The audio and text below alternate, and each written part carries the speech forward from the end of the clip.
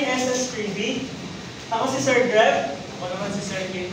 At ngayong araw ay tatalakayin natin ang Ancient Roman Civilization.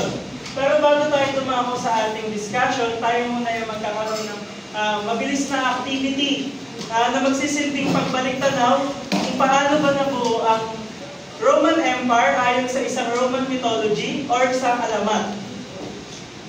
Ang ating activity ay tatawagin natin Puzzle Mania, The Rise of Rome. Maaari mo bang basahin ang panuto? Panuto. Sa ilalim ng inyong mga bangko ay may makikita kayong piraso ng larawan. Kailangan nyo hanapin at buuin ang pattern. Gamitin nyo ba yung mga larawan na nakapaskil sa kan? So katulad ng sinasabi sa ating instruction, sa ilalim ng mga bangko nyo, may mga piraso dyan ng mga pictures na magsisilbing puzzle and mayroon dyan mga guides kung ano-ano ba yung magkakasama. Nandito yung mga number 1, number 2, 3, at 4. Ngayon, kailangan yung mabuo yan since di natin na occupy lahat ng bangko, may mga iba pang pictures sa iba pang bangko na hindi natin makukuha ng ibang students. So, kunin nyo na lang din. Meron kayong 3 minuto para buuin yung puzzle. Go!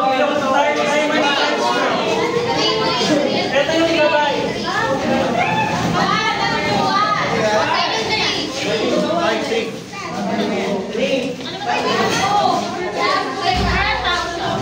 Ano number yan natin? 4.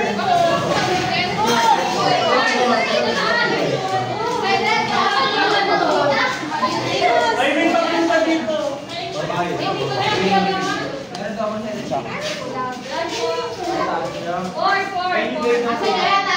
Bog. Abog. Pau. Walin. Pakot nga. 1. Number 4 yan. Number 4. Wait lang.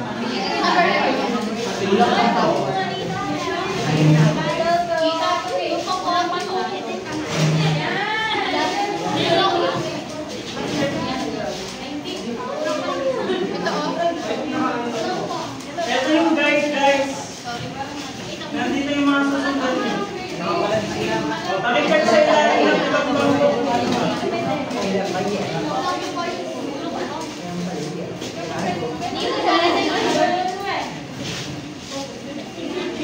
Ay, sandala mo na.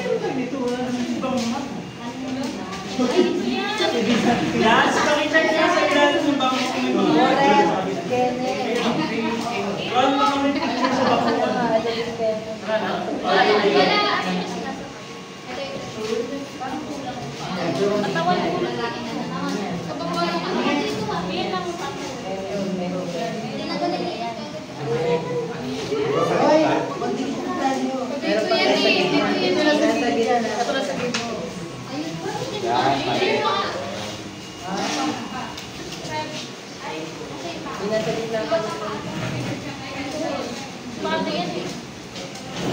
Yung kukulang yung puzzle. Oo, may kulang pa. Ito gilis kasi ito.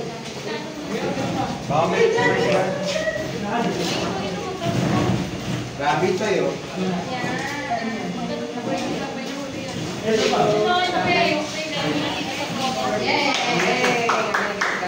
Yan na lang kayo. 37 minutes. Matapos yung buuin yung puzzle, yung pwede na kayo bumalik sa tahimik sa inyong bangko.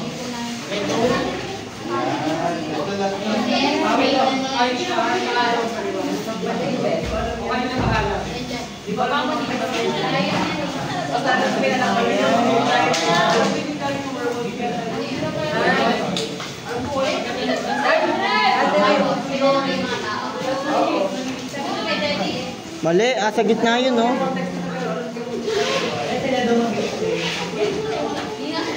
Ano guys?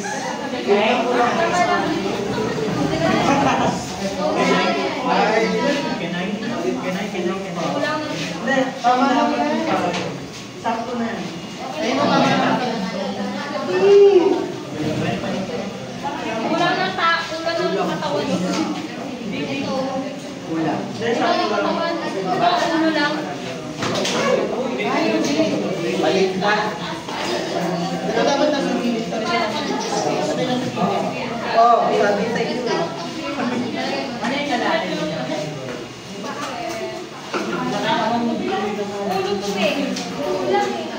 Hindi, wala ko Siyang na picture yan dapat. Siyang na piraso. Yun! Okay, na.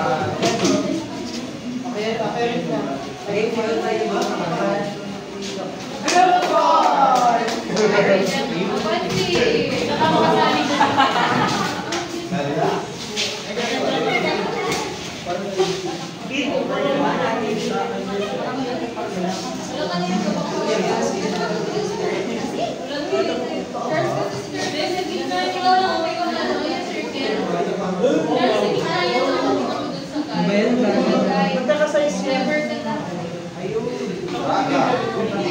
Hindi nga yun eh. Ay, hindi mo ako yun.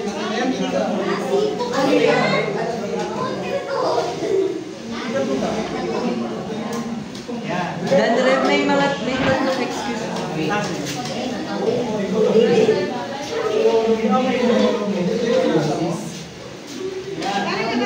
So let's group it a bit.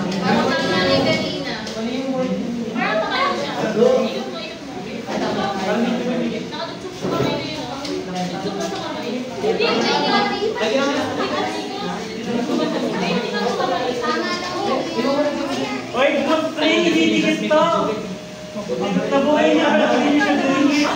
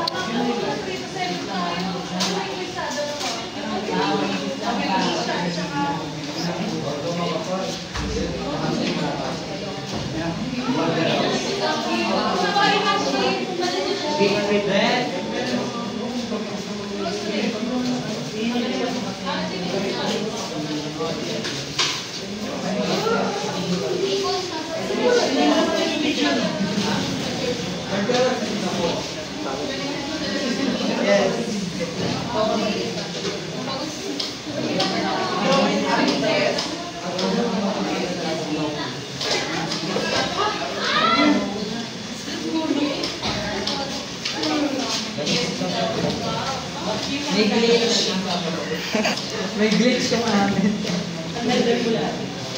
So, yung mga binuo niyong larawan, ito yung gagamitin natin visual aid para sa pagtatalakay ng timeline kung paano nga ba nabuo ang Roman Empire ayon sa isang alamat.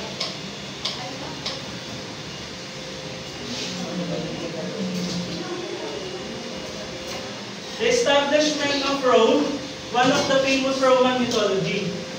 So, sinasabi na mayroong dalawang kambal, mayroong kambal na pinangalan ng Romulus at Remus na pinatapon sa ilog Tiber ng kanilang tsuhi dahil na-threatened ang tsuhi nila na baka isa sa kanila paglaki ay maging isang hari. Ngayon pinatapon sila sa ilog Tiber pero ang kanilang kapalaran ay maganda.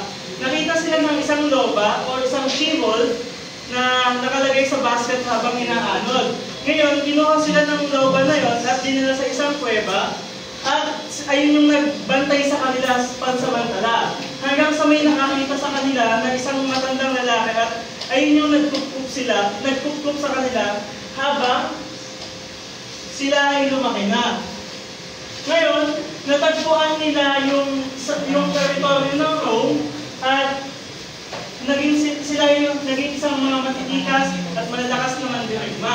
Ngayon nagkaroon sila ng pagtatalo kung saan ba itatayo yung kaharian nila. Si Romulus gusto niyang itayo sa Palatine Hill. Sinasabi niya na sa Palatine Hill kasi mataas yung lugar. Kumbaga doon, mahirap pasukin ng mga kalaban or ng mga gustong manakot sa kanila. Well, si Remus gusto niya sa Aventine Hill kasi sagrado para sa kanya yun dahil nga ang malapit doon yung ilog na kung saan sila nakuha ng Shibboleth. Ngayon, nagkaroon sila ng pagtatalo at kung sino yung saan ilalagay yung kaharian nila at kung sino yung magiging hari.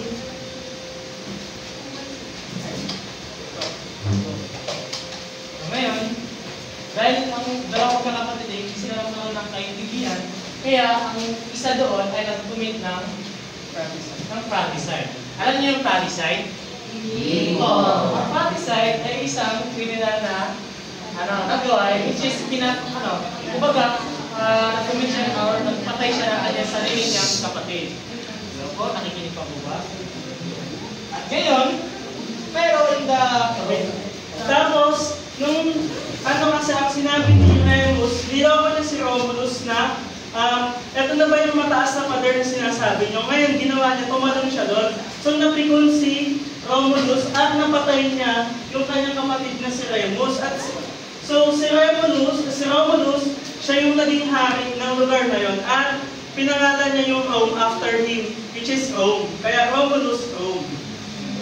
At sa huling part, ito yung totoong nangyari, which is ang tinlaki ni Red ay isang legend or isa sa mga sikat na legend ng Rome. Ang totoong nangyari ay ang Rome ay binubuo ng 4 na tribes yan. Bakit nagsama-sama sila? Dahil ang isang tribes doon na isang tribes doon sa Rome ay bago bumuo ang Rome, may isang tribes na nagte-threatening na nasasakopin sila. Kaya yung 4 na tribes ay nagsama-sama. Ngayon, dahil ang Rome ay kulang sa babae, kumbaga, ang population ng Rome ay puro lalaki lang. Karamihan doon, puro lalaki. Kaya ang Rome, gumawa sila ng isang peking celebration. Nagyaya sila sa mga kalapit na tribo para kidnapin. Para kidnapin lamang yung mga babae na kanilang inibintahan. So ito yung nangyari, ito yung picture nakikita nyo ba? Yan, ito yung nangyayari. Yan yung nangyari nung kinidnap yung mga babae. So, ayun yung founding legend at yung isa sa mga totoong nangyari sa Rome. Naiintindihan ba natin kung paano nagsimula ang empire ng Rome? Yes. Ngayon naman, bago tayo dumakaw sa ating formal na talakayan, maaari niyo bang basahin ng sabay-sabay ang ating layunin? Sa pagkatapos ng aralin, inaasahang maliwanag ng mga pag-aaral ng mahalagang pangyayari at katangian ng sinaunang kabiyasan Romano. Kabilang ang pagsusuko ng Republikang Romano, ang pahalagahan ng mga limaang unit, ang mga tagumpay sa panahon ng Pax Romana, ang mga sanhi ng pagsagsak at pagbuo ng Imperyong Romano. So, ayan yung ating layunin at ngayon naman ay dadakon tayo sa ating talakayan. Ang ating topic, ang Ancient Roman Civilization. Ngayon sa Ancient Roman Civilization ay tatalakayin natin kung paano nag-iba ang sistema ng government ng Rome. Kumbaga, translation ito mula monarchy hanggang republic. So ito ang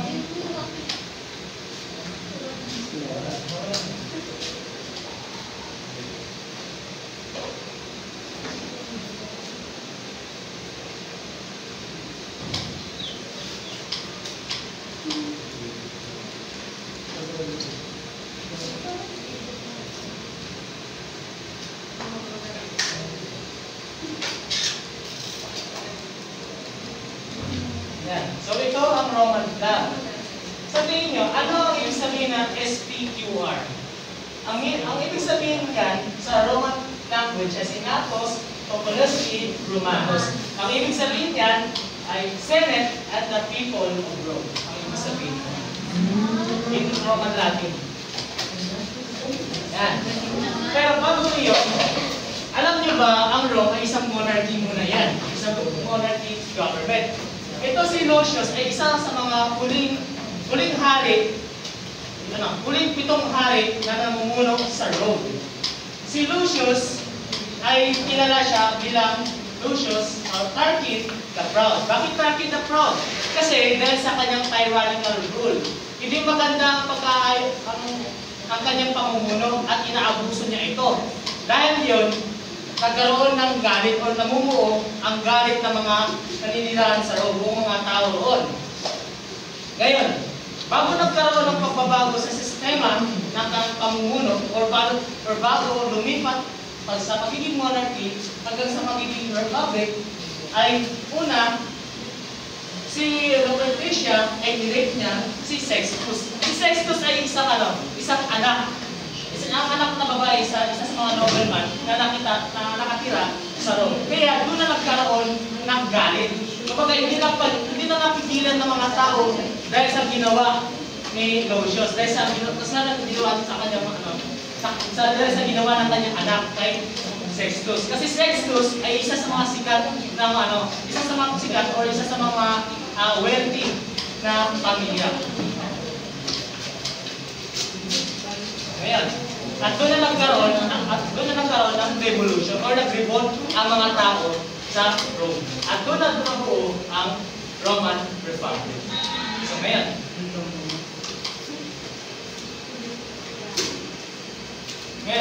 sa Roman Republic, katulad ng Pilipinas, ay meron tayong 3 branches. Ang una ay ang consuls, pangalawa ang Senate, pangatlo ang Assembly. Ngayon,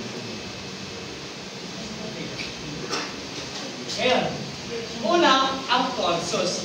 Ang consuls ay ini-elect iyon ng Rome, which is meron silang isang taong term. So, bakit nagtataka kayo? Bakit dalawa? Bakit dalawang consuls? Di ba isa lang dapat sa isang pamumuno? Well, ito kasi yun. Sa Roman Republic, ang mga tao doon ay ayaw nila magkagusto ng isang superpower. Gusto nila dalawa.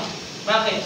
Kasi sa dalawang iyon, kuwari ang isa ay inaabuso niya ang kanyang kapangyarihan, ang isa doon pwede niya siyang palitan. So, dalawa. So, isa pa doon, ang mga Roman consuls ay sila rin yung mamumuno sa military. Sila yung general.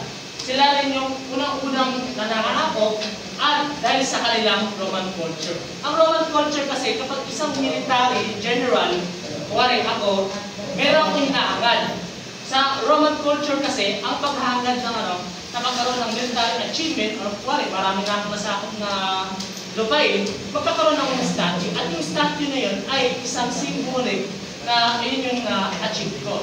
Kuwari, sa Roman Republic, sa Roman culture, ay meron silang tinatawag na naked statue na sinisimbolize na itong taong ito ay marami siyang ginawa. Marami siyang nasakop or malaking contribution niya sa Roman Republic. Next. Pangalawa naman ay ang Senate. Ang Senate ay, ang trabaho nila ay ito yung inasikaso nila ang politics. At syempre sila rin asikaso yung sa economic system sa Roman Republic. Hindi lang doon, nagkaroon din sila ng pagtatalo, nagkaroon sila ng debate sa assembly. At higit sa doon, sila rin yung tawag ito na magsasabi kung magkakaroon ba ng digmaan or wala. At kaya naman, next, ay ang lastly, ang assembly. So assembly, dito na magkaroon ng pagtitipon ang mga Senate at ang mga consuls. Kung baga dito nagkaroon ng mga diskusyon kung magkakaroon ba ng digmaan or hindi. So, nakalimutan ko lang sabihin sa inyo, ang Senate, ang term ng Senate ay life term yan, hanggang mabuhay siya. So, hanggang buhay ang Senate ay nasa kanya yung kapangyarihan doon. At ang isang Senate sa Rome ay isang mga influensyadong politician yan. So, next. Ngayon naman, dahil doon, ang Rome ay meron silang conflicts na na palawikin ang kanilang teritoryo. Kumbaga, sa military aspect, sinasama muna nila ang kanilang karatig na mga lugar para as a defensive act. Kumbaga kasi, sasakupin mo namin yung isang malaking lupain para ang kalaban ay hindi agad makaka-atake sa lungsod. Okay? So ayan, the Punic Wars na naman. Dako naman tayo sa the Punic Wars. So the Punic Wars ay sila. So, naalaman natin kung paano nagsimula ang Roman Republic hanggang sa ito ay naging empire. Ngayon, dumako naman tayo sa Punic Wars or Digmaang Punico na binubuo ng tatlong series, which is yung First Punic War, Second Punic War, and Third Punic War. Pero bago yun, alamin muna natin kung bakit na tinawag ito Punic Wars. Yeah.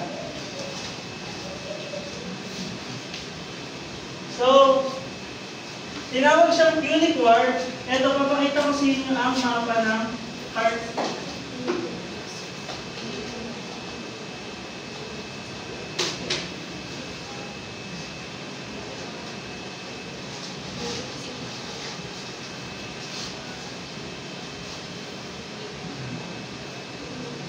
Yan. Ang nakikita niyo sa presentation ay ang mapa ng Mediterranean. Ang kulay pula ay ang teritoryo ng mga Rome, mga taga-Rome. And then yung kulay asul ay ang mga teritoryo ng mga Carthaginians. Wait lang. Carthaginians. Ang mga Carthaginians ay galing sa bansang Tyre. Ito. Ngayon, ang Tyre, kilala siya ngayon sa tawag na bansang Lebanon. Ang mga Carthaginians sa bansang Tyre, ang tawag sa kanila ay Phoenicians. So, ang Carthaginians at Phoenicians ay isa lang. Ngayon, sa Tyre, ang mga Phoenicians ay nakaranas ng surplus of goods. Dahil ang mga Phoenicians ay business-minded, nagbebenta sila ng mga ivory or yung mga sungay ng elepante, golds, or even yung mga tao, binibenta nila para maging slave. Kaya nakaranas sila ng surplus of goods. That's why nag-decide sila na pumunta sa iba't ibang bahagi ng Mediterranean upang makipag-trade. Hanggang sa yung mga lugar na ito ay napuntahan nila and eventually nag-settle na sila dyan. Kasi nagtayo sila dyan ng pamilihan. Nasamot nila itong buong to and dahil doon, naging isa sila sa mga superpower sa buong region. Ngayon, mapunta tayo sa kung bakit ba tinawag ng Punic War. Dahil ang Carthaginians ay ang ibig sabihin ay Phoenicians, or same lang sila ng meaning. Para sa mga taga-Rome, ang Latin word kasi ng Phoenicians ay Punicus, kaya ito tinawag na Punic War. Kumbaga ito ay pinikli lamang. Pinaikling Punicus, kaya tinawag ito Punic War. Nagkaintindihan ba tayo? So, lumako na tayo sa First Punic War. So before, ang Rome at ang Carthaginians ay mayroong diplomatic relationship. Meron silang sinay ng mga treaties para sila, bilang sign na sila ay nagkakasundo dahil sa mga economic purposes or economic trade. Pero paano nga ba nabuo ang tensyon sa dalawang imperyo na ito? Katulad ng sinabi ni Kit kanina, ang Rome kasi ay very aggressive pagdating sa expansion ng territory. Kasi meron silang belief na kapag mas malaki ang territory mo, mahirap kang sasakupin ng mga ibang lahi. Ngayon, kung nakikita nyo, ito ang Rome, ito ang Carthaginians, ito ay island of Sicily. Itong buong to, island of Sicily. So, ang kalahati ng island of Sicily is nasama pa ng Carthaginians. Ay gustong kunin ng Rome, mga taga-Rome, yung island of Sicily kasi nga, very strategic yung geographical location ng island of Sicily kasi napapalibutan siya ng dagat, madali siyang tayuan ng mga naval fleet or mga iba pang, or madali siyang puntahan. Ngayon, yung mga Carthaginians, bilang sila na yung nauna sa lugar ng Sicily, ayaw nila na pasukin ng mga taga-Rome yun. Kaya nagkaroon sila ng tension, pero wala pang wala pang direct military operation or wala pa talagang digmaan na nagaganap. Kaya yung treaties or yung diplomatic relationship na meron sila, na-dismantle or nasira. So, katulad nga sinabi ko kanina, ano lang siya, wala pa siya, tension pa lang siya. So, paano nga ba na-trigger yung war na yun? Ito ay nagsimula ng pagkamatay ni King Agathocles.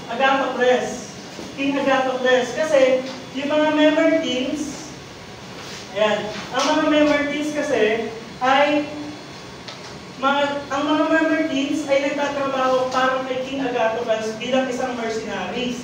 Ang mga Mamertines ay galing sa, sila ay mga Italian mercenaries na napadpad sa Syracuse. Napadpad sila dito, ay nasa ang Syracuse.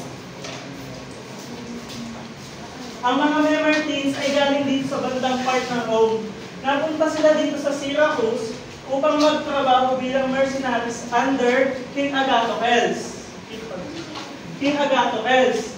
Ngayon, si King Agathocles, si King Agathocles ang nagsilbing main provider nila sa pagdating sa pagkain, sa mga militar, sa mga gamit nila sa militar.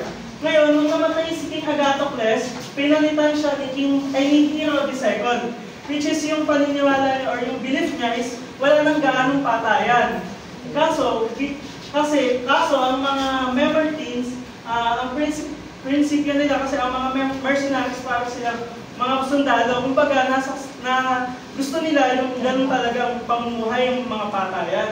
And then, hindi nila nagustuhan yung pamumuno ng Hero II kasi nga, hindi na ganun na po-provide yung mga pangangailangan nila. Umalis sila sa Syracuse. So from Syracuse, pumunta sila dito sa Mesana. Umakyat sila dito, which is city lang din ng Syracuse. Ngayon, nung umakyat sila sa Mesana, pinagpapatay nila, ginawa nila doon, yung mga kalalakihan, pinagpapatay nila. Yung mga babae, ginawa nila asawa nila. So nakita yun, nalaman yun ni Hero II, and na-trigger siya kasi nga, sakop niya pa din yung Mesana. So, nung nakita yun, naisipan ni Hero II na gumawa ng aksyon para malabanan pa yung, para mabawi pa nila yung Mesana. Ngayon, ang ginawa nung nakita nung gumagawa na ng aksyon yung Syracuse and si Hero II, natakot ngayon yung mga Mamertines na nasa Mesana kasi successful na nilang nakuha yung Mesana eh. Kumbaga, nung nakita nilang lalaban ang mga taga-Syracuse, na-trigger sila kasi nga alam nila na mahina lang sila kasi mga mercenaries lang sila at hindi sila malakas, hindi ganun kalakas yung laban nila pagdating sa Syracuse kasi ang Syracuse ay isang kingdom na. Ngayon, ang mga Mesana, ang mga Mamertines na nasa Mesana ay humingi ng tulong sa pinakamalapit na emperor sa kanila, which is yung Carthage. Di ba nga katulad ng sinabi ko kanina, yung half ng Sicily, isabot na ng Carthage. So, humingi ng tulong ang mga Mamertines na nasa Mesana sa Carthaginians, which is tumulong naman yung mga Carthaginians.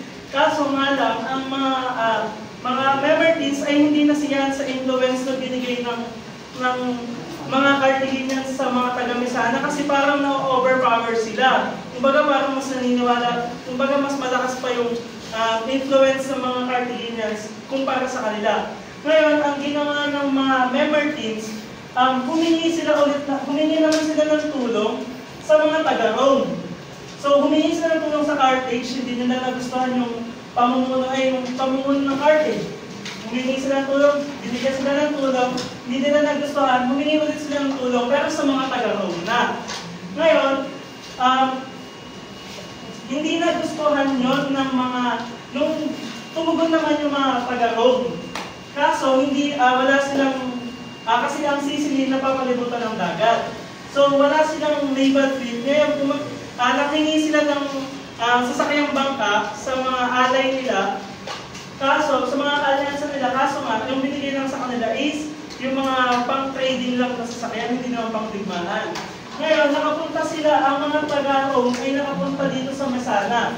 So, na-trigger ang Carthage at ang mga taga-Syracuse. Ngayon, ang ginawa ng mga ang ginawa ng Syracuse at ng Carthage, nag-alyansa sila. Kumbaga nagkampihan sila para labanan ang mga taga-Rome at ang mga taga-Messana. Tama. Kasi nga, na-trigger sila, so nilabanan nila, nag-alyansa. Sino nag-alyansa? Ang Carthage at ang laban sa or mga taga-Rome. Sila dalawa. So, ayun. Sa tingin nyo, sino yung nanalo sa dalawang yon? Ang mga taga-Rome ba or Messana, mga Mamertines, or yung mga Carthage or Syracuse? Ang nanalo ay ang mga ano? Wait lang. Ayan. Ang nanalo ay ang mga Romans or at mga Mamertines. Kasi, in terms of the horse of war, the two have its key advantages. Ang mga Roman ay superior sila sa land battle. Ang mga Carthage ay superior naman sa naval battle.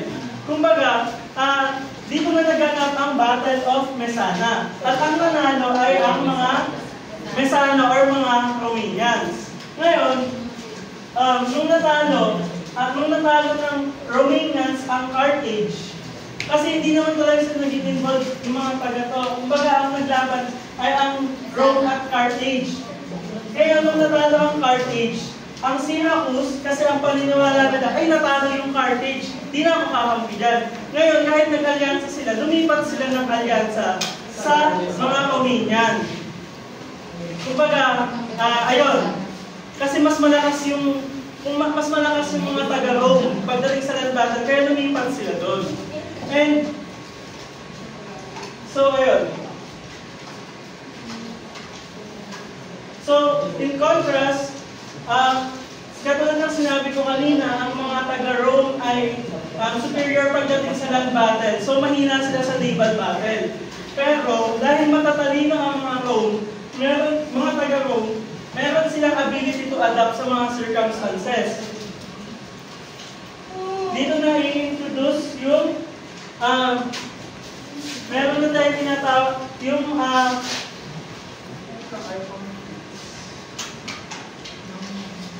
ayan, next. So wala nga silang naval fleet, wala silang mga sasakyang pangdagat na panglalaban nila sa mga taga Carthage.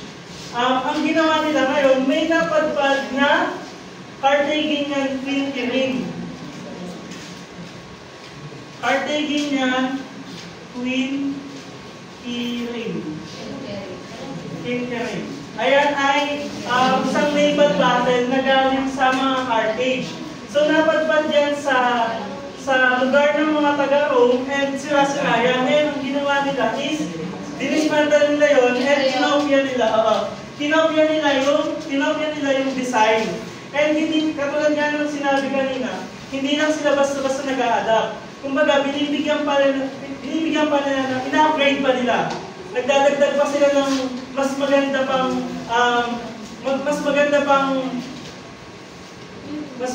maayos pa or mas magpapalakas pa doon sa ginaya nila. So, ginaya nila yung naval fleet na napadpad sa kanila. Kung mapapansin nyo, may mga patusok yung mga gilid nila. Kasi yung naval battle dati is more on banggaan lang.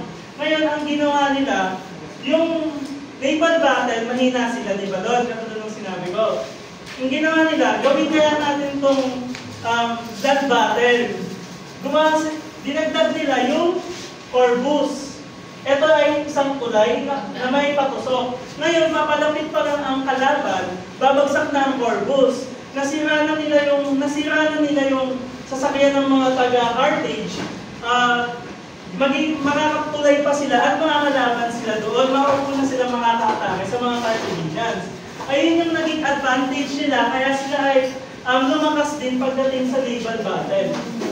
So, ayun nga, they introduced the Corvus, boarding device that allowed them to engage in traditional land battle tactics at sea. So, ito ay ang naging key nila para sa victory sa naval battle. Ito yung mga general na mayroong malaking ginanap sa gera ng First Punic War. Ang una ay isang Roman general o isang consul na si Marcus Artelius Regulus or tawagin natin siya si Regulus. Ngayon,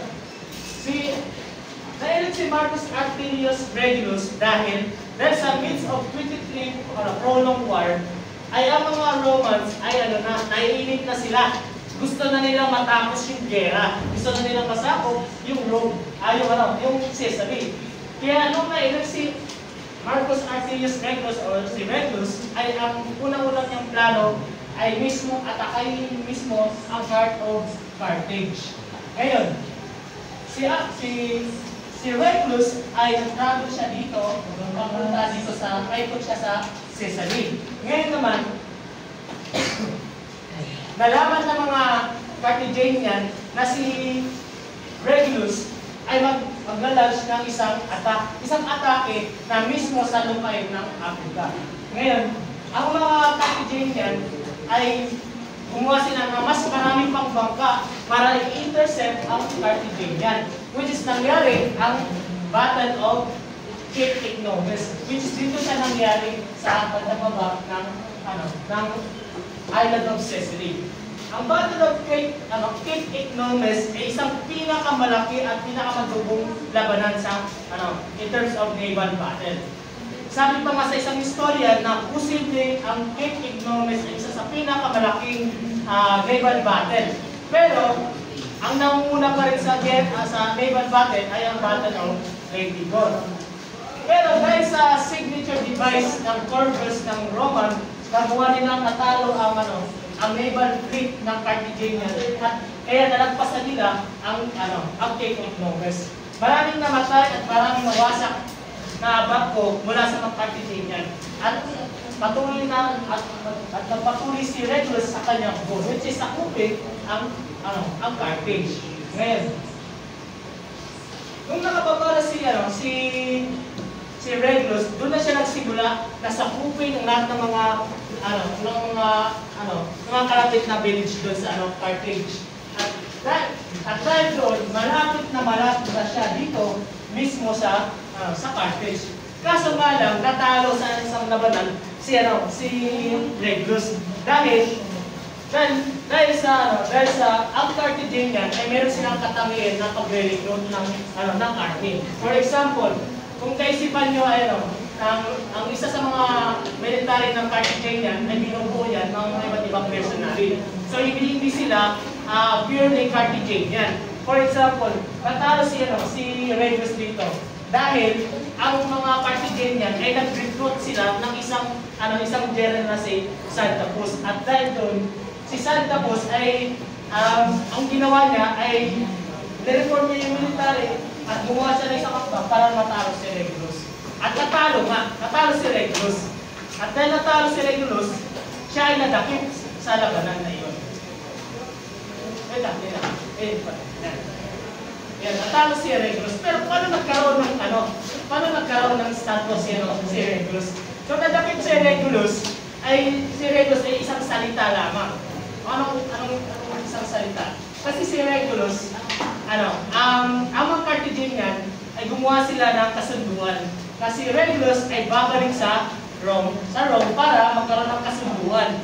Para wag na ipagpatuloy yung gera, yung Punic Wars. Ngayon, nung nandun na si Regulus sa Rome, hindi yun, sinabi niya yun, yung negotiation patungkol sa, pagtigil sa gera. Pero sinabi rin ni Regulus doon na huwag kayong susuko, ipagpatuloy niya yung gera. At syempre, dahil isang salita lang si Regulus, bumalik si Regulus sa Carthage para siya ay i-torture or patayin doon. At dahil doon, nagkaroon siya rin Regulus ng isang statue, which is ang symbol doon ay leading Roman virtue. Ngayon naman, pakalaw, isang Carthaginian general na si Hamilcar Barca, ng isang ama ng isang pinakamagaling na American general sa world history. Si Hamilcar Barca ay gumawa siya ng isang strategic na guerrilla warfare. Kaya alam na hindi siya mananalo sa Rome. Hindi siya mananalo sa mga Roman legion. Kaya ang ginawa niya ni Hamilcar ay naghihintay na siya ng opportunity o mag-ambush para mabawasan ang bilang ng mga Carthaginian army, ng mga Roman army. Ayun. Yeah. So ito yung mga key battles, ang key battles sa Agrigento, kay Pino, sinabi ko, na pinaka at decisive Battle of Gates. Sa uling gera ng Battle of Gates, dito na naganap yung huling gera ng First Punic War. Ito isang naval battle. Ang mga Carthaginian ay alam nila na ang Carthage, ang Roman fleet ay wala na. Kasi ang Roman fleet ay yung sasagan ng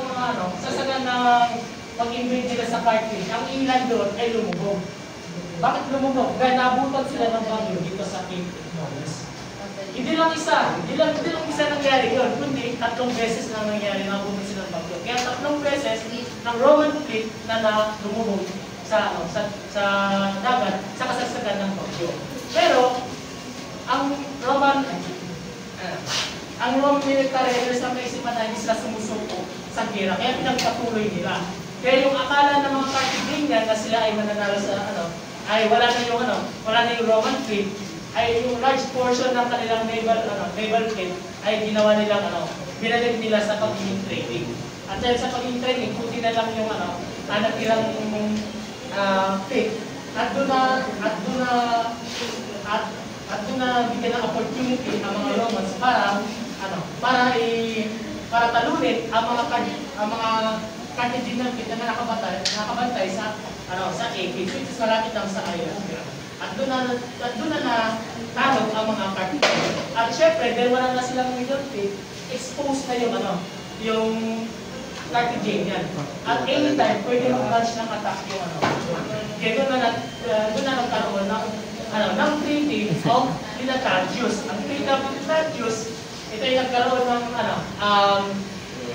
ang Treaty of Militarius ay dito na nagkaroon ng mga kasunduan within Roman Carthage na nangako na sila na pagpakawalan ng mga Roman prisoner at isa pa doon, pagbabayad sila ng 3,200 talents.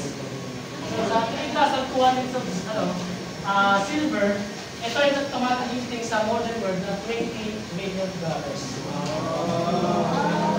Okay. At isa pa doon, sa loob lang ng 10 taon, which is ang overview na yun, ay ang aim ng Rome na yun ay magkaroon ng cripple sa economy ng Carthage.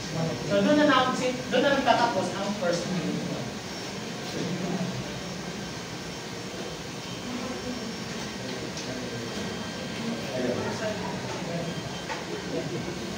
Ngayon naman ang Second Punic War. Ayan. So, ang simula ng Second Punic War nang si Hamilcar Barca ay hindi niya tinanggap yung treaty na yon. Hindi niya kalubos-lubos na matalo ang Carthaginian doon sa Rome. Kaya ang ginawa niya, sinakop niya ang Spain. So yun. Ang Spain, noong unang panahon, ay exploited siya sa silver. Mayaman ang Spain sa silver. Kaya, ang aim ni Hamilcar ay palakasin ulit ang Carthage by invading Spain. Yan. Nung in-invade ng Spain, nagtayo si Hamilcar Barca ng isang syudad, which is ang tinatawag doon ay New Carthage. Yan. Nagtayo si Hamilcar Barca ng isang lungsod na tinatawag na New Carthage.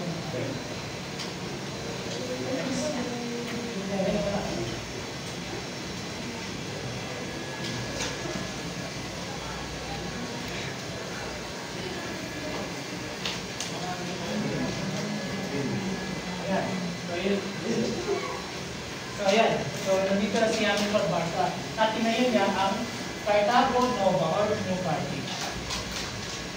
Ayan. Si Hamilcar Barca, mayroon siyang anak na ang pangalan niya ay si Hannibal Barca. So si Hannibal Barca ay isa sa mga pinakamagaling na general ng ancient time. Ay isa sa mga magaling na general sa world history. Bakit? Kasi si Hannibal Barca ay meron siyang ginawa na hindi kayang gawin ng ibang general, which is yung ancient time na yun. Yan. Ayan. So nagsimula si Hannibal Barca na lumakbay north. Kasi ang plano niya ay magkaroon rin ng Roman Ang plano ni Hannibal Barca ay i-invade niya yung Rome. Dahil sa pagkatalo ng Carthage ng First Punic War, ang aim ni Hannibal Barca ay magkaroon ng total destruction dito sa Rome. Ang isa sa mga pinakasigat na mga ginawa ni Hannibal Barca ay pinost niya ang Alps. Ang Alps kasi ay isang mga bubunduging lugar nito na matatagpuan sa upper part ng Italy. Bukod pa yun, ang una ng pinost ay ang bulok ng Pyrenees. At nung nagdoon na siya sa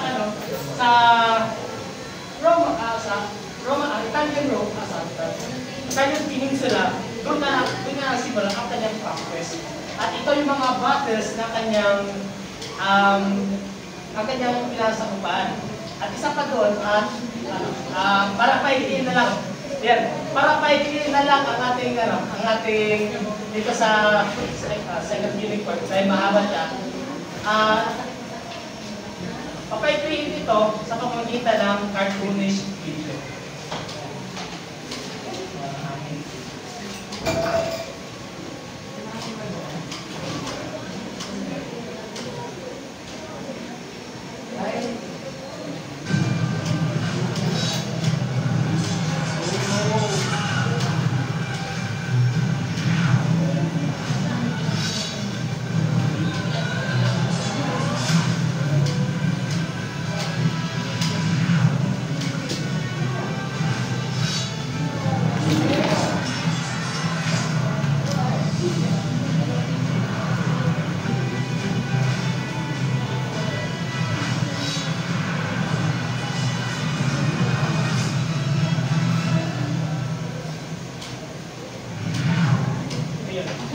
So, ayun yung summary ng pagsakop ni Hannibal sa Italian Peninsula. Ngayon, doon sa Battle of Cannae ay ang Rome ay nagpadala ng isang o tatlong batalyon para sabukuin si Hannibal. Pero hindi nila matalo iyon kasi si Hannibal ay isang matalino general, no? At higit pa doon, sabi sa latest report ng mga Roman army, 20% or 18 to ayan, 20% or kabilang na 18 to 50 ang namatay doon sa gera. Which is 20% na yun ay ang Rome ay hindi na sila makakabangon dahil nandito na si Hannibal at anytime pwede mag-lead ng siege si Hannibal. At dahil dito, ang mga Rome ay meron silang katangian o pag-iisip na sisiyasatin kung bakit sila natatalo sa gera. Kumbaga, dinala nila yung kanilang pagiging religyoso at doon nila hinanap kung bakit sila natatalo. Ayan. At isa pa dito, kung akala nyo lang ay ang Rome ay meron silang sariling Diyos, nagkakamali kayo. Sa iba't ibang mga Roman culture, ang ibang Roman culture ay hindi talaga sa kanila. Hindi talaga sa kanila yun. Kumbaga, kinuha lang nila. Pati na rin yung Diyos nila ay Greek gods yun. Hindi sa kanila yun. Kumbaga, Diyos yun ng mga taga-Pedro. At dito sa isang cartoonish video ay ipapakita dito kung saan ang mga Rome ay gumagawa sila ng paraan o naghahanap sila ng paraan kung bakit sila natatalo. What's going on? Are the gods mad at us? The gods must be mad at us! But why? Why? No, why? Two of the Vestal virgins broke their sacred oath and lost their virginity. That's why Hannibal's kicking our ass. What should we do with them? Appease the gods! Bury them alive! Who did they even point? It was those guys! What should we do with them? Beat them to death! Ayun. in overview, ang mga Roman ay nagpapanik na sila. Hindi na nila alam yung ano nilang gagawin. Pero, ayun. Pero, si Quintus Fabius Maximus, basta Fabius na lang po dito kasi mahaba yung pangalan niya. Ayan, si Fabius ay inelect bilang isang dictatorship ng Rome. Kasi, ang Rome, wala na silang paraan at yung mga consul na pinadala nila ay sabihin natin makalampa. Hindi nila kaya i-intercept si Hannibal. At ngayon si Fabius ay gumawa ng paraan para lang ma-contain lang si Hannibal. Kumbaga hindi sila magsasakupa, kundi i-contain lang nila na lahat ng mga kailangan ni Hannibal ay puputulin.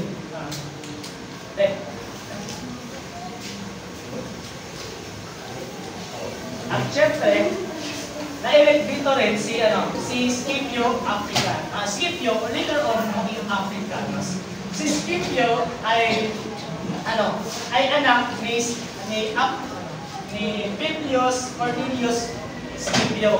Kung nakikita niyo sa video na si Scipio sa unang era ng Tancius, si Scipio ay yung sa Scipio na panood niyo sa video ay ito yung anak niya na si Scipio. Later on, na si Scipio Africanus. Ngayon, si Scipio ay na-elect siya sa murang edad na 31.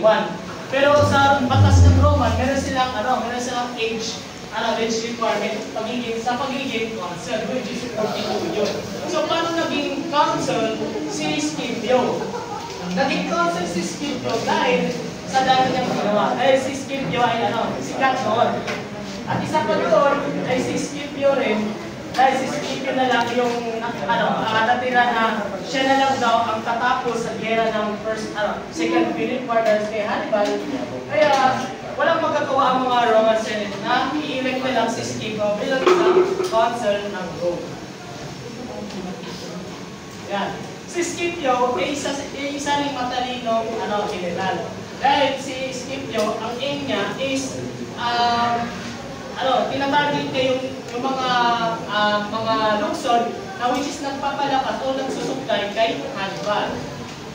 For example, yung ginawa ni Scipio, ang una niyang ginawa ay tinarget niya yung Spain.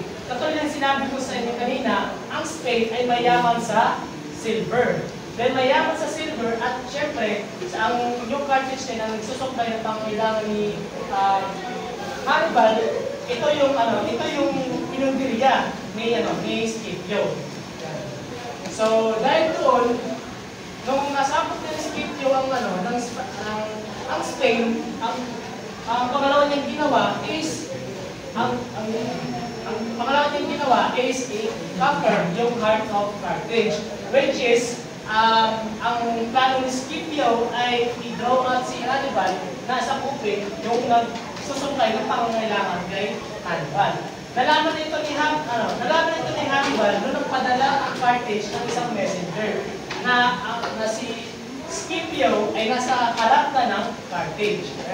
Kaya si Hannibal ay wala siyang magagawa kundi umalis sa Roman Peninsula, sa Italian Peninsula at harapin si Scipio dito sa Carthage. Which naganap doon ang Battle of Zama. Sa Battle of Zama ay dito, bago nagkaroon ng isang pagtigmaan, nagkaroon sila ng negotiation. At kaya nagkaroon ng negotiation na lang ito, which is hindi sila nag-aalitan. Kumbaga, pinipraise nila ng bawat isa dahil lalo na si Scipio, kasi si Scipio, meron siyang katangian na gayahin si Hannibal. Yeah. Kasi si Scipio ay isa sa mga general noon na tawag dito, na meron siyang ano bang tawag ito? Yung in 1920s na ginawa ni Hannibal. Kumbaga ginagaya ni Scipio ang mga iba't ibang mga battle tactics ni Hannibal. So, dahil doon, nanalo si Scipio sa laban ng Battle of Zama, at doon na nabuo ang Treaty of Zama. Sa Treaty of Zama ay ang Carthage ay sa Treaty of Zama, ang Carthage ay mapipilitan na magbawas ng kanilang teritoryo. Which is, ito nakikita yung teritoryo dito sa Spain ay nasakop na ng Rome. So, ayun. Pangalawa doon ay ang Carthage ay gumagamit sila ng elepante para pangdigma. Ayun, gumagamit sila ng elepante. At dahil sa Treaty of Zama, napipilitan ng mga Carthage na napipilitan sila na huwag na gumamit ng war elephant. At sa kanilang naval fleet ay nakasulat din sa Treaty of Zama na 10 lang talaga. Hindi sila lalagpas ng 10 warship. So, at saka sa pangatlo, syempre, magbabayad pa rin sila ng isang compensation ng talents of silver rate ng less than 10 years sa Rome, which is literal na pinipit-pit ng Rome ang Carthage. Gising po ba kayo? Yeah. So ayun, ito na tayo sa last na part ng Punic War. Bibilisan na lang natin itong Third Punic War.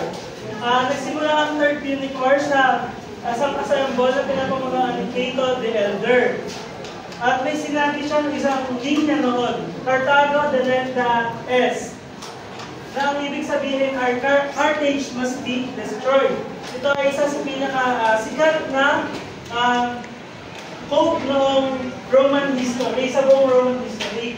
Sinabi niya na, ano ang ibig sabihin ng Carthago delenda est? Carthage must be destroyed. Kung nakinig kayo kanina kay Kit, sinasabi niya na may ginawa ng hindi maganda si Hannibal Barca sa mga taga-Rome. Ngayon, nagkaroon na ng takot or pangamba yung mga Romanian na baka may isa pang Hannibal Barca na ipanganak at sumira ulit sa mga taga-Rome. Kaya naman sa pamumuno ni Scipio Aemilianus or Scipio the Younger, si Scipio the Younger ay ampon ni Cato the Elder. Ngayon, sa pamumuno ni Scipio Aemilianus, pinamunahan niya yung pagsisiege or pagsugod sa mga Carthaginians. Si Scipio the Younger ay pinakabatang consuls nung panahon na yun. And siya nga yung numuna sa Roman sa pag-siege sa Carthage. Tumagal yung digmaan na yun sa loob ng 3 taon. Tumagal yung digmaan sa loob ng 3 taon na kung saan lumaban naman yung mga Carthaginians. Kaso, inunahan silang umatake na sa pamumuno ni Scipio the Younger, ay Scipio Aemilianus, inunahan nila at nagpapatay nila lahat ng mga Carthaginians, sinunod nila lahat ng mga bagay na magpapaalala sa mga Carthaginians. Kumbaga, binura nila total siege or total annihilation. Total na lahat pinatay nila or lahat binura nila para mabura yung kahit anong patungkol sa mga Carthaginians at doon na nanalo ang mga taga-Rome laban sa mga Carthaginians at doon na natapos yung Punic Wars. Pax Romana. Ito naman tayo, bawa naman tayo dito sa Pax Romana. Tumagal siya ng 27 BC hanggang 180 BC. Yan.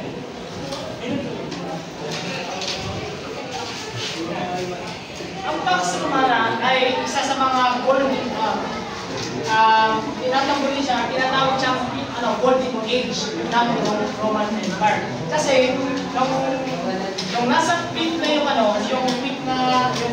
Rome, nasakop na nila ang buong Mediterranean Sea. Yung buong Mediterranean Sea, yung palibot niyan ay nasakop nila. Hindi lang doon ang tatapos at ang pananakop. Umabot pa sila sa Central Europe at pati na rin yung mga territoryo ng North. Kaya doon sa Roman Empire, nagkaroon ng paghahati. Mayroong East Roman Empire at ang West Roman Empire. Ayan. Dahil na-reach na ng peak ang Roman Empire, si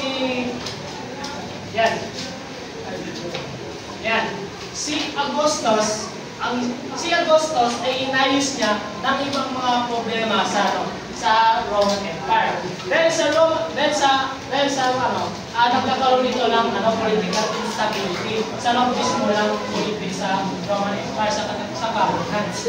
At bukod pa doon, meron din nabubuong civil war sa loob ng Roman Empire. Kaya inayos ito ni Augustus sa pamumuno niya. Inayos niya i-report niya yung mga batas at nagkaroon ng centralized power. So, ulit, sandali. Di ba yung ito na sinabi ko kanina, bakit nagkaroon ng ang Roman Empire dati ay republic dyan? Bakit mayroong centralized power? At bakit nagkaroon ng isang entity na pamumunuan ng buong Roman Empire? Ngayon, sa tingin nyo ba, ang Roman Empire ba ay bumalik ulit sa pagiging monarchy niya? Tingin nyo ba? Yes. Yes ba? Yes. Tama. Ay ba? Tama. Bumalik ang Roman Empire sa pagiging monarchy with a twist. Yan. Ang Roman Empire bumalik sa pagiging monarchy. Pero ang monarchy, ang monarchy ay meron siya tinatawag na pagiging king. Ang monarchy kasi, di ba, meron siyang king at saka queen, tama ba? Yes! Ngayon, si Augustus, hindi king ang tinawag sa kanya, kundi emperor. Kasi, ang mga Roman people doon, ay galit pa rin sa pagiging monarchy, dahil meron sa ginawa ni Theodosius. Ngayon, emperor ang tawag sa kanya, hindi king. Kasi galit pa rin yung mga Roman people sa pagiging monarchy. Ayan. Ayan.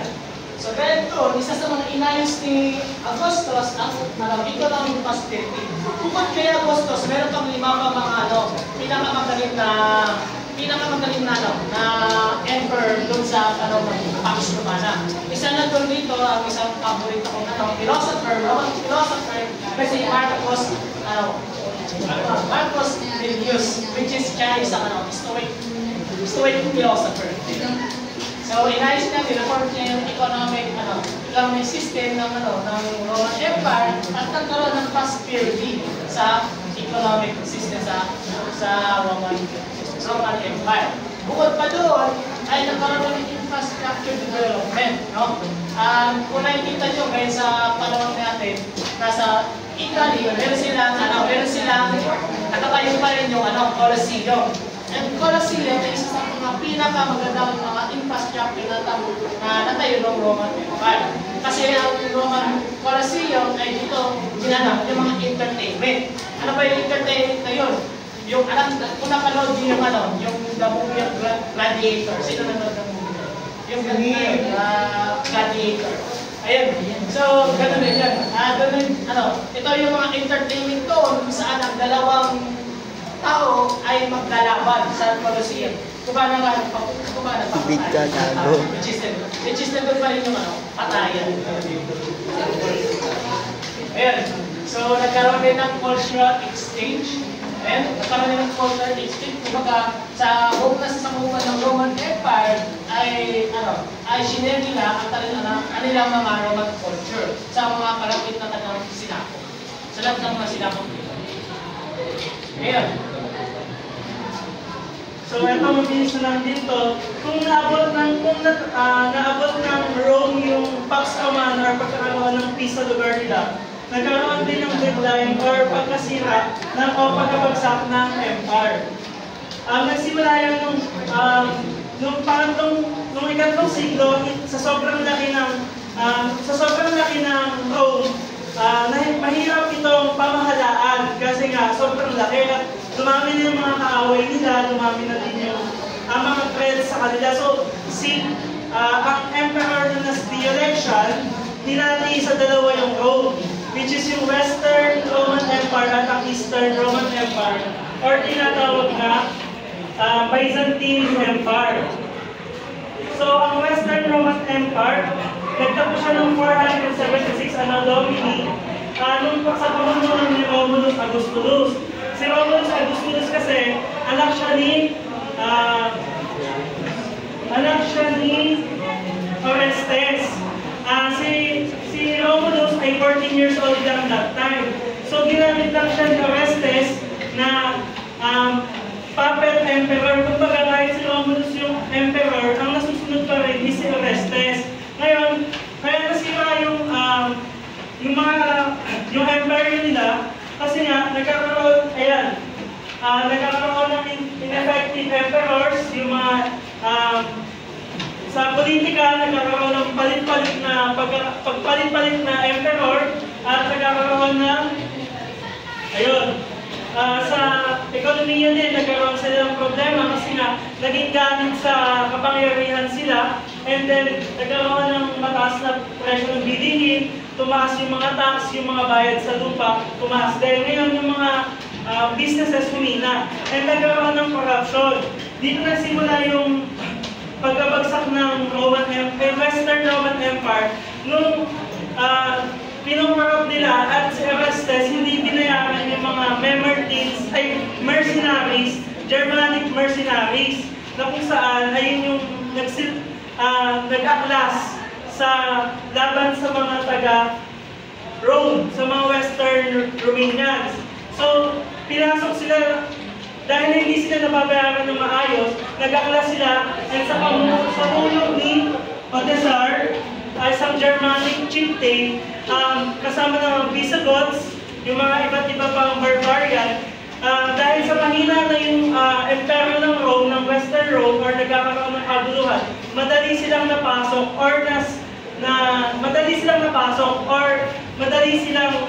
nasakop ng mga iba't iba pang mga barbarian. Isa na doon yung mga Visigoths, tsaka yung mga Vandals, at yung nagpabagsak nga sa kanila is yung si Odesar, na kung saan pinatay nila si Orestes, at yung si Romulus naman is tinanggalan nila sa pwesto. Ngayon, yung Byzantine or Eastern Roman Empire naman, nung bumagsak na yung Western, yung Byzantine or Eastern Roman Empire ay nagpatuloy pa rin sa 1,000 taon, sa mga sumunod na 1,000 taon. Kasi unlike Western, kahit pa paano, mas maayos yung pamumuno nila sa ilalim ni Constantine. Isang factor doon kasi nga, mayroong Christianity and maayos yung pamamalakad ni Constantine. And yung Christianity, unlike sa Western, sa Rome kasi, yung paniniwala nila is polytheistic. And iba-iba yung Diyos nila, kaya nung dumating yung Christianity, nahati yung paniniwala nila na kung saan, di ba yung Christianity, more on kapayapaan na lang or tungkol sa mga Bible, kontra yun sa polytheistic, kaya naging factor ng Christianity sa pagbagsak ng Western. However, sa Eastern naman, kahit pa paano nakatulong pa rin yung, kaya nagtagal sila ng 1 taon, kasi nga, bukod sa maayos yung pamamalakad ng Constantine, nakatulong din yung Christianity kasi nga, ay yung nagsilbing foundation din nila. And paano nga ba bumagsak? Kasi nga, si Constantine ay pinasok ng mga Ottoman, Turks, and doon na namatay si Constantine. And bumagsak din yung kalaunan yung Byzantine Empire. Sa pagdating sa salita, nagkaroon ng internal at saka external problems yung Roman Empire. Which is yung internal, ay nga, sinabi ni Red, na magkaroon ng political stability, magkaroon din ng unmilitary reforms, pero hindi na pagkasustento, at ang external challenges naman, or external problems, ay yung Germanic tribes. Para naman doon, at isa pa, dagdag ko lang, dahil na-influensya ng Byzantine, alam niyo ba, ang Byzantine Empire ay tinagurin siyang Christian kingdom. In specific, ang Byzantine ay tinatuguran Orthodox Christian. So may katanungan po tayo sa apat na subtopics under Roman civilization.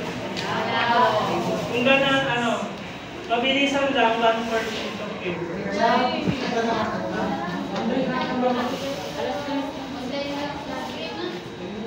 Nung bumagsak ba yung Constantinople, kung bumalik yung mga Ottoman nila?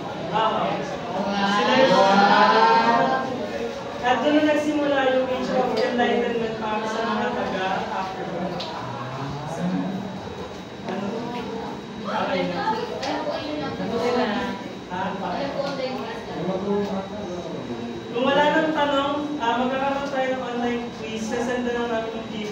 or if ano, sa next on-site meeting.